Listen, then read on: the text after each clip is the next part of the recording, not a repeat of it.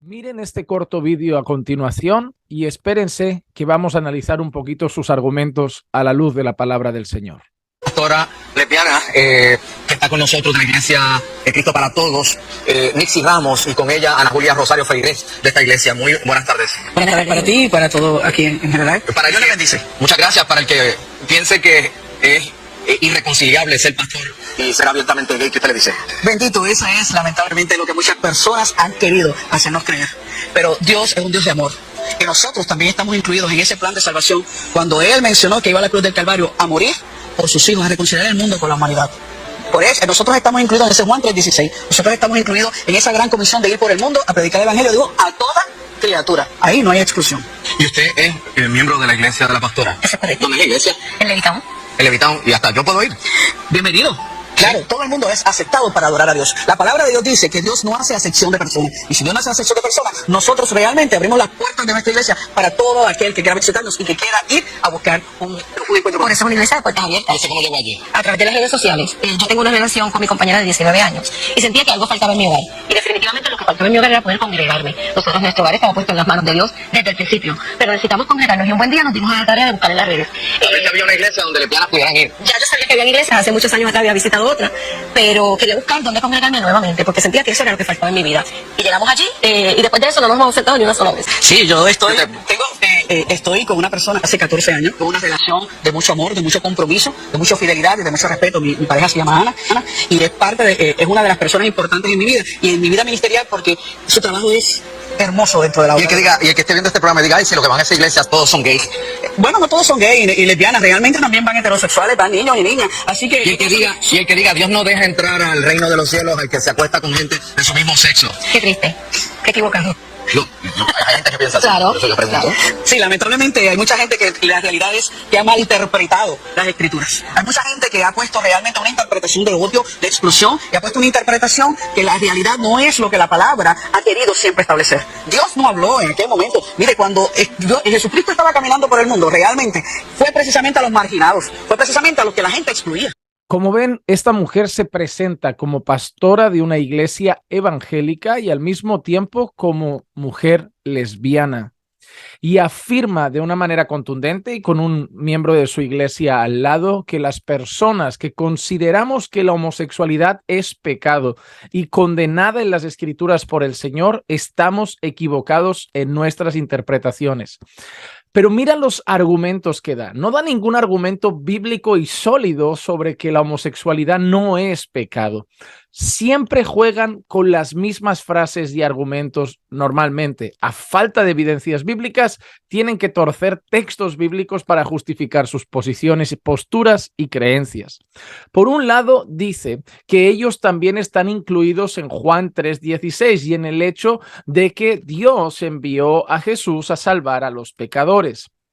Y sí, Dios envió a su Hijo a salvar a los pecadores, a salvar a aquellos que se arrepientan de sus pecados y que crean en Jesucristo como Señor y Salvador, a salvar a aquellos que creerán el mensaje del Evangelio y también nacerán de nuevo y tendrán un nuevo corazón y ya no serán esclavos de su pecado, sino que ahora vivirán para la gloria de Dios y ya no practicarán el pecado porque el pecado, el que lo practica, dice la palabra a través del apóstol Juan que es del diablo, sino que ahora vivirán creciendo en santidad. Sí, podrán caer, pero ellos estarán creciendo progresivamente en santidad. Sí, podrán tropezar, pero no será una práctica en sus vidas. El mentiroso ya no vivirá mintiendo. No significa que alguna vez no diga una mentira, pero se arrepentirá profundamente y buscará rápido al Señor, que por el Espíritu Santo que mora en él lo seguirá santificando a la imagen de Cristo, pero no será el mismo mentiroso de antes. No practicará la mentira, como el ladrón no practicará el robar, como el adúltero no practicará el adulterio y como el homosexual no practicará el homosexualismo, que es pecado a la luz de la palabra del Señor. Además de eso, usa el argumento de que Jesús iba con los marginados. Jesús se acercaba, predicaba y compartía con los marginados, con los que la sociedad, incluso la sociedad religiosa, los escribas y fariseos del momento, no se acercaban a ellos.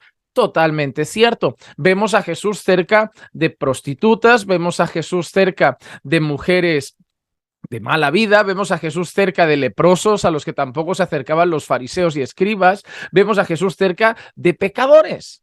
Pero eso no significa que Jesús comparte su pecado, eso no significa que Jesús acepta su pecado, eso no significa que Jesús está de acuerdo con su pecado. Que Jesús se acercara a ellos era con el único objetivo de rescatar a esos pecadores, salvar a esos pecadores, arrancarlos de su esclavitud al pecado y acercarlos al Padre.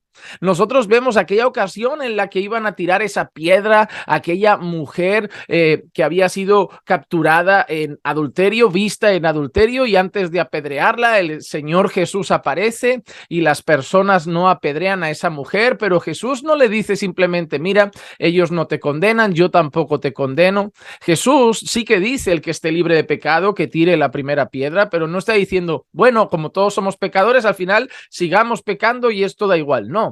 Jesús, que estaba llevando a los escribas y fariseos hipócritas que se hacían ver como si no tuvieran pecado a examinarse a sí mismos. Sin embargo, cuando mira a aquella mujer, ¿qué le dice al final? Le dice, ve y no peques más, deja el adulterio, deja esas relaciones, deja esa fornicación, deja esa inmoralidad sexual, déjalo. ¿No llama Jesús la atención a la mujer samaritana de alguna manera al decirle, y el que tienes ahora, ese hombre no es tuyo? ¿No le está llamando la atención? ¿No nos dice la Biblia, si tu ojo te es ocasión de pecar, arráncatelo, porque mejor es entrar en el reino de los cielos con un solo ojo que irte al infierno con los dos? Si tu mano te es ocasión de pecar, córtala, si tu pie te es ocasión de pecar, córtalo. Entonces nosotros entendemos una cosa, que la manera como Jesús miraba a los pecadores está bien definida para mí como aquella expresión que muestra en la cruz cuando dice, Padre, perdónalos porque no saben lo que hacen. Jesús entiende que en ese tiempo de ignorancia, donde están muertos en sus delitos y pecados, ciegos espiritualmente, muertos espiritualmente, ellos ni siquiera son conscientes de su propia maldad, a no ser que Dios por su Espíritu traiga convencimiento al pecador. Pues es el Espíritu Santo el que convence de pecado, de justicia y de juicio. Pero Jesús no acepta el pecado de las personas, Jesús predica contra el pecado, Jesús llama al arrepentimiento, y que Jesús se acercara a los pecadores, a diferencia de escribas y fariseos, no significa que Jesús aceptara su pecado, sino que Jesús buscaba que abandonaran su práctica pecaminosa, fueran salvos de su vana manera de vivir, fueran salvos de la ira de Dios que estaba sobre ellos por causa de su pecado, pues la Biblia dice que es el pecado lo que ha traído muerte al hombre, el salario del pecado es la muerte. Isaías dice, el pecado, vuestro pecado es lo que hace separación entre Dios y vosotros, y Jesús ha venido a solucionar esa situación y reconciliarnos nuevamente con el Padre, pero no manteniéndonos en nuestra condición pecaminosa, porque aquel que está en Cristo, nueva criatura es, las cosas viejas pasaron, todas son hechas nuevas. Además, usa otro argumento que me parece bastante feo y muy retorcido, que es el tema de decir, no, en la iglesia, la Biblia dice que no, Dios no hace acepción de personas. Totalmente cierto. Totalmente cierto. Y la iglesia no debe hacer acepción de personas entre rico y pobre, entre judío y gentil, entre esclavo y libre, entre hombre y mujer. ¿Por qué? Porque somos uno en Cristo. Pero la Biblia nos muestra dos cosas. Una, en cuanto al trato a las personas. Es decir, yo debo respetar al rico y al pobre. Yo debo respetar al creyente y al no creyente. Yo debo tratar con respeto, y eso es verdad. Yo trato con respeto al heterosexual y trato con respeto al homosexual. Yo trato con respeto al hombre y trato con respeto a la mujer. Trato con respeto al joven y trato con respeto al anciano. Trato con respeto al europeo y trato con respeto al africano, al asiático. ¿Por qué? Porque todos son hechos a imagen y semejanza de Dios, simplemente que esa imagen y semejanza de Dios desde Génesis 3 quedó distorsionada y afectada por el pecado de Adán, el pecado original, y entonces sí, pero son hechos a imagen y semejanza de Dios, aunque esa imagen y semejanza de Dios esté distorsionada por el pecado, pero merecen ser tratados con dignidad.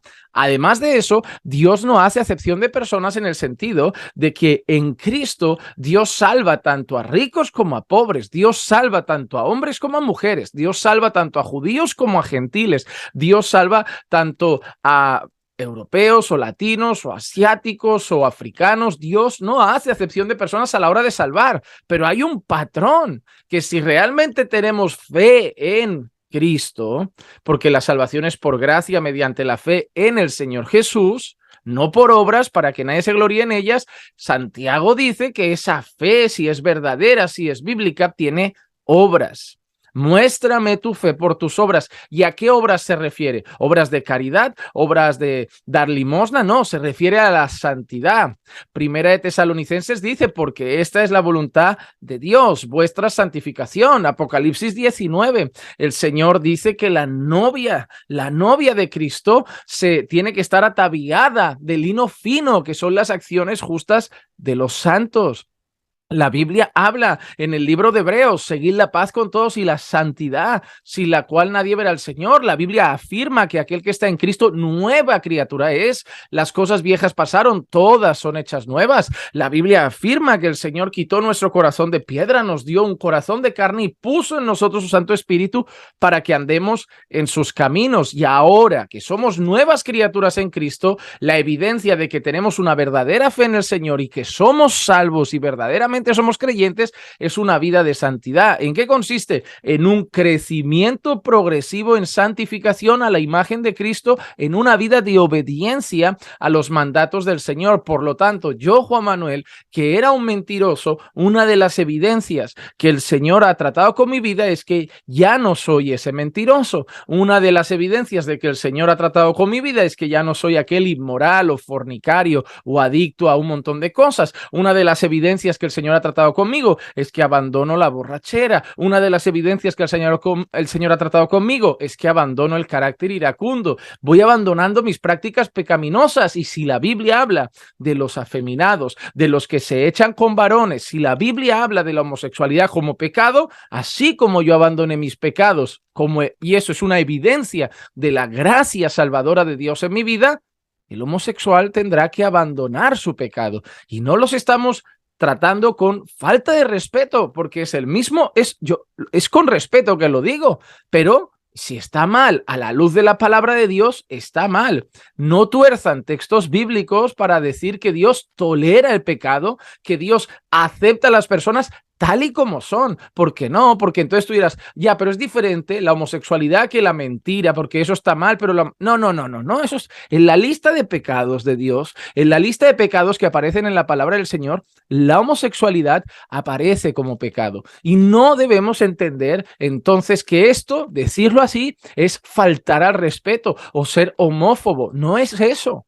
Significa que así como yo tuve que dejar mis prácticas pecaminosas, el homosexual tendrá que dejar sus prácticas pecaminosas. No estoy faltándole al respeto, lo estoy tratando de la misma manera que yo fui tratado cuando conocí al Señor, solo que yo dejé unos pecados y luché con unas prácticas pecaminosas por el Espíritu de Dios, y esa persona tendrá que luchar con las suyas. Pero los que practican tales cosas no son del Señor.